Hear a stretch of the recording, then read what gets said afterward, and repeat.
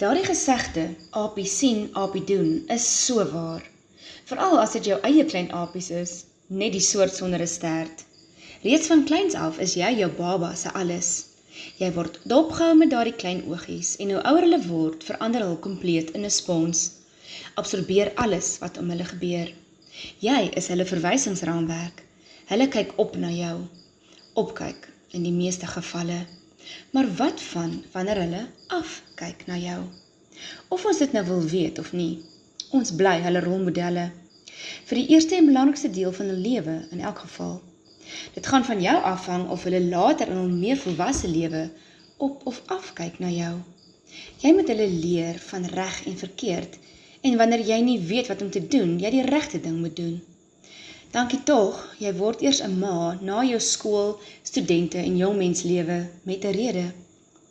Dit behoort jou alreeds te help om 'n goeie rolmodel vir jou kinders te wees, deur hulle te help om moontlike lewensfoute te vermy wat jy gemaak het. Om kinders groot te maak is nie kinderspeletjies nie. Jy moet regtig aan jouself werk wanneer jy kinders het, omdat jy nou klein wesentjies die wrede wêreld instuur met dit wat jy hulle geleer het as wapenrusting. Wat jy doen, of selfs nie doen nie, praat die hardste. Jy kan praat tot jy uit asem is, of net doen wat jy wil hê hulle moet doen, en iewers sal dit vassteek. Kinders grootmaak, wat as gelukkige, gebalanseerde individue die wêreld kan betree, is 'n tawwe, onbetaalde werk, wat jou plooie en grys hare gee, oud vir jou tyd maak, maar terselfdertyd die meeste liefde in jou are laat borrel, en jou onwillekeurig laat lag van lekker kry. Die area waar ek sukkel om 'n goeie rolmodel te wees, een van die areas, is my al ewige soettand. Jy sien, ek het groot geraak met daardie ietsie soets na ete. Ek klou verbeete aan daardie rolmodelles vas, al is ek seker ek was ook beperk met dit. Ek en my pa deel 'n soettand. My 5-jarige deel weer my soettand. Nou moet ek so mooi verduidelik van gesond eet en min suiker, en dan soms my soetdingetjie skelm in die badkamer eet. Ek eet mos my kos op, knipoog. Daarom hou ek nie regtig suikerbelaaide lekkernye in die huis aan nie. Dit help. Ons eet roomys op 'n Vrydag, want dan is almal moeg van die week se moets en moenies en kan ons bietjie ontspan na skool en aktiwiteite. Jy as vrou en ma van die huis moet jou kinders leer van selfsorg, om netjies te wees op hulself. Maar soos met alle tes in die lewe, kan jy as ma dalk kies te veel te wyd. Elke week in die haar, naal of skoonheidssalon. Dit kan ook 'n wanindruk by dogters plaas, deurdat hulle dink dit is hoe dit moet wees. En 'n arme man eendag gaan moet werk dat die bissies bewe, om die luksheid te kan volhou. Jy kan steeds pragtig en versorgd vrou wees, en lyk al doen jy dit by jou huis.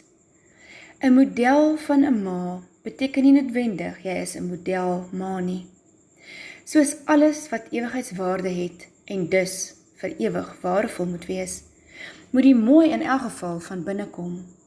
Wys jy deernis aan jou kinders, empatie, simpatie. Kan hulle sien dat jy wel jou medemens ook help en dat jou as ma se bestaan nie eintlik net om jouself wentel nie. Wys jy hulle hoe jy selfloos in plaas van selfsugtig kan wees. Wys jy ook aan hulle dat om mooi en maar te wees nie alles in die lewe is nie. Jou meisiekind het dalk haar pa se gene en het nie jou fyn bou geërf. Jy kan haar leer van gesond eet, leef en oefen, en steeds sal sy nie die kleinste nommer rompie dra, want dit is in haar gene. Wys haar eerder wat sy kan dra wat by haar pas. Aanvaar haar en help haar om gesonde keuses te maak, om die beste te voel en te lyk soos wat sy kan. Keer 'n kompleks van kleins af. Ek het 'n brief by my ma gekry, die dag toe ek as student in my koshuiskamer intrek, 800 km van my veilige ouerhuis af. In daardie brief het die heel belangrikste uitgestaan, dat my ma weet ek is 'n kind van God, en daarom sal ek meer as oukei wees. Ek het steeds daardie brief. My ma en pa was vir my jou beste tipe rolmodelle. Is steeds. Kies elke dag om jou kind se rolmodel te wees, en hulle sal bly opkyk na jou, vir raad, vir veiligheid, vir liefde.